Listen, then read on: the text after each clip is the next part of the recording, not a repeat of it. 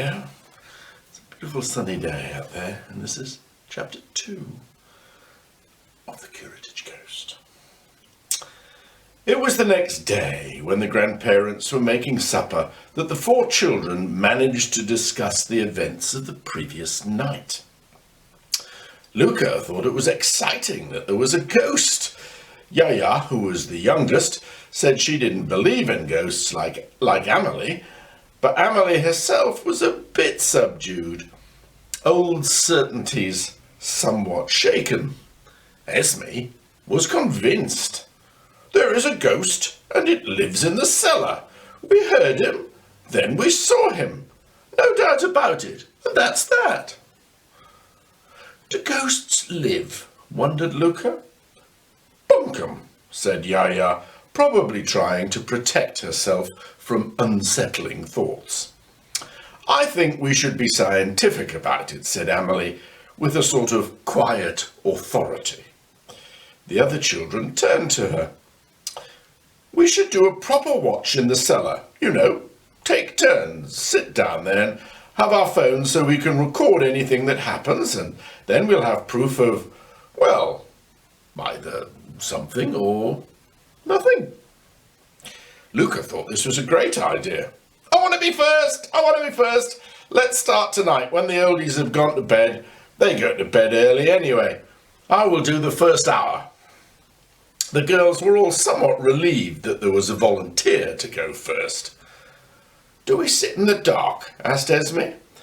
This provoked a discussion, and they concluded that ghosts would not come if a light was on, and they all wondered to themselves if they would be brave enough to sit in total blackness for an hour, imagining things. Well, they did it that first night. Amelie did the last shift, and what happened? Nothing. Zilch. No ghostly sounds, smells, or anything. The truth is, they were all a little disappointed, but really intensely relieved that their courage had not been tested under fire. After this, the enthusiasm to do it for a second night was a bit thin.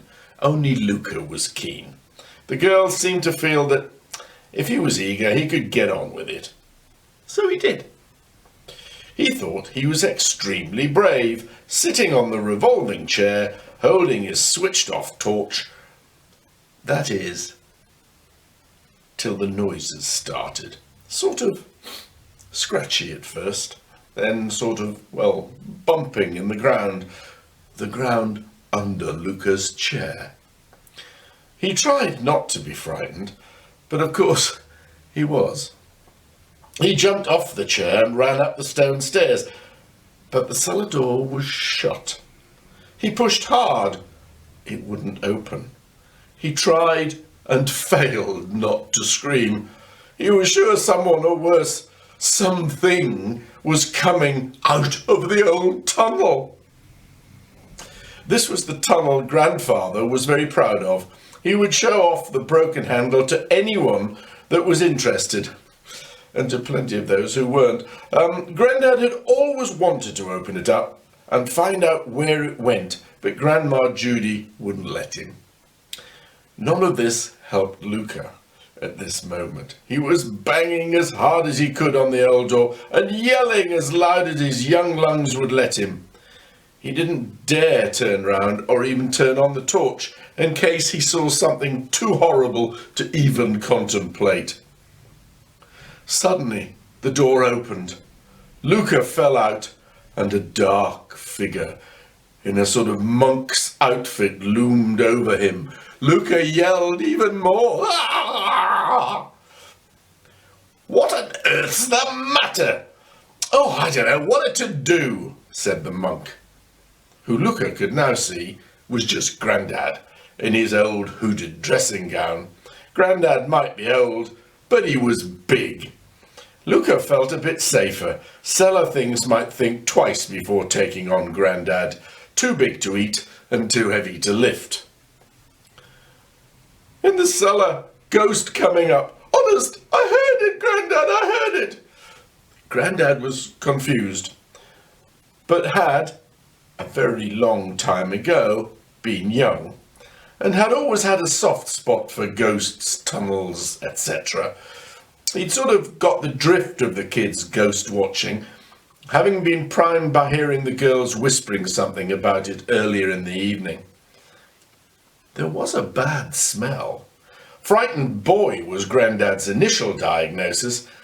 He switched on the cellar lights and went down, after a moment's delay, to make sure Grandad was not attacked by unspecified phantasms. Luka followed. Curious, Luka, son. Very curious. Show me where you were sitting. Luka saw the chair was at this end, over against the left-hand wall. He was sure it had been more or less over the tunnel handle, which was towards the back and on the right-hand side. He was now as confused as Grandad. It was over that place, you know, where you think is the tunnel, you know. He pointed, and his jaw dropped.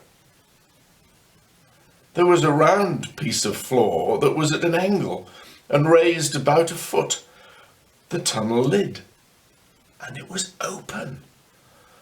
There was a very bad smell, and it was not just frightened boy or Grandad.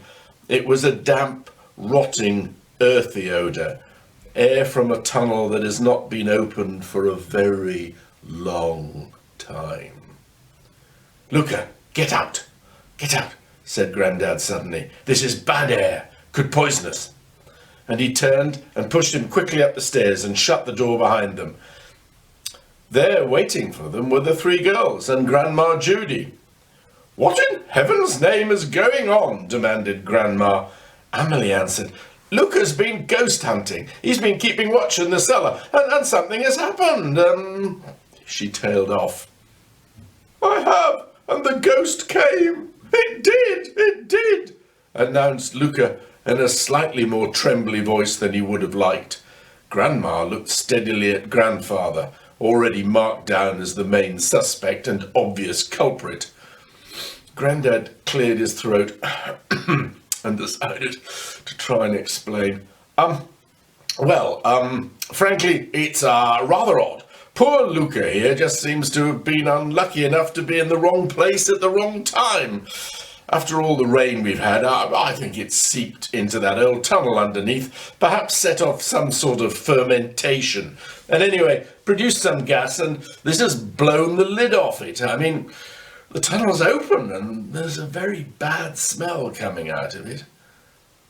How do you know it really is a tunnel? Asked Esme. Oh, well, when the old post office cellar was being repaired a few years back, we could hear them talking, clear as day, and that's 250 yards away under St. Edward's Church, said Grandma. So on this occasion, Grandad might just be right. So what are we going to do? Asked a nervous Yaya. We're all going to bed, said Grandma with some finality, and we can make the important decisions in the cold light of day. So that was that.